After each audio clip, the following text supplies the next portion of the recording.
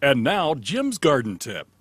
A garden requires summer maintenance, weeding, cultivating, thinning, and probably most importantly is spoon feeding your garden for best harvest. Today I'll show you several ways to feed your garden during the season for the very best yields. First, I'm going to demonstrate to you how to spoon feed a plant using a granule fertilizer. So around these peppers, I'm just going to pull a little trench, just an inch or so deep. And when I'm using a good quality organic fertilizer, I'll use 2 teaspoons around each plant. If I'm going to use a chemical fertilizer, then I'll just use 1. So I just sprinkle it lightly around, and I just pull the dirt back over, water it in, and you're in good business. When it comes to row crops, such as corn, we do what's called side dressing, which is just putting our fertilizer right along the side of the row.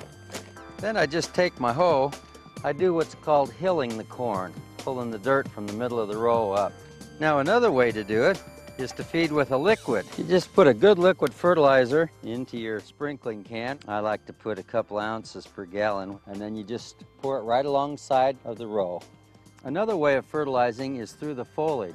A lot of people don't realize that nutrients can be absorbed through the leaves of the plant up to 100 times more effectively than they can through the roots. I would recommend that you foliar feed them. You can do that a couple of different ways. If you've got a small garden, measure it and put it in a little hand sprayer. Just spray until your plants are damp.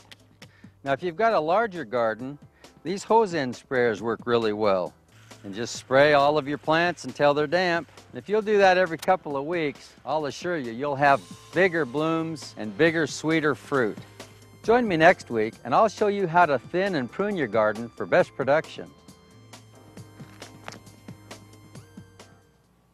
Yummy! I gotta get cracking on that stuff. If you'd like to learn more about Jim's garden tips, just head to our website, idahoonyourside.com, and click on Jim's garden tips.